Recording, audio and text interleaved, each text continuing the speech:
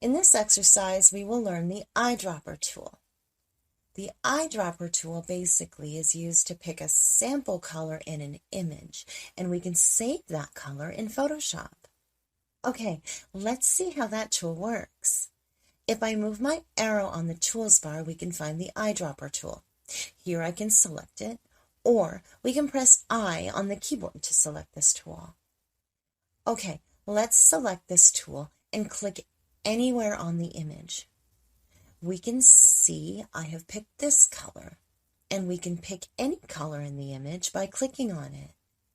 And if I go to the swatches panel, I can save this color, and we can use this color at any time. Okay, next we have some control options above. We have sample size, and we can see that we have point sample. Let's zoom in a little bit and click on an image anywhere. We can see the point sample option is picking only the color where I click. It is just picking only one pixel color. And next, if I click 3x3 average option and click anywhere in the image, then the color is picked from the pixel area from around where I have clicked. Okay, if I choose the 11x11 average, then I click. Now it's picking the color around it in a large pixel area where I click. Okay, if I choose 101x101 average and then click on the image, now it is picked from a much bigger area.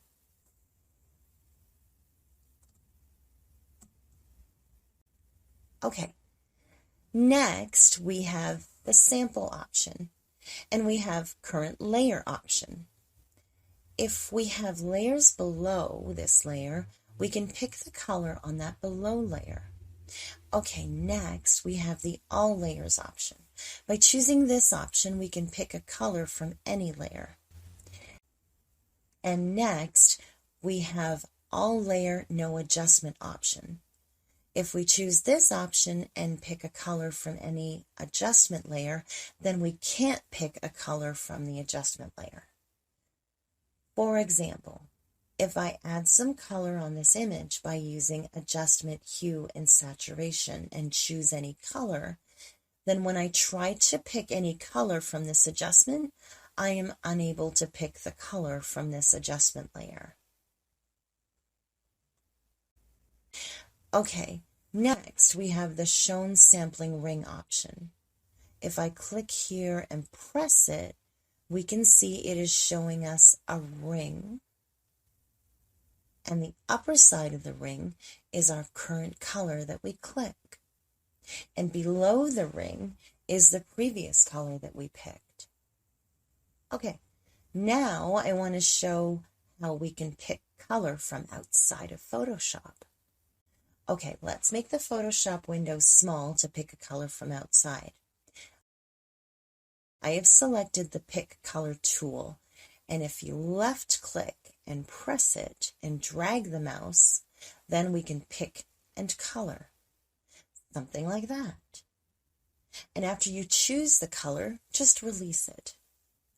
And we can see our foreground color is updated with the picked color, and we can also save it in Swatches panel.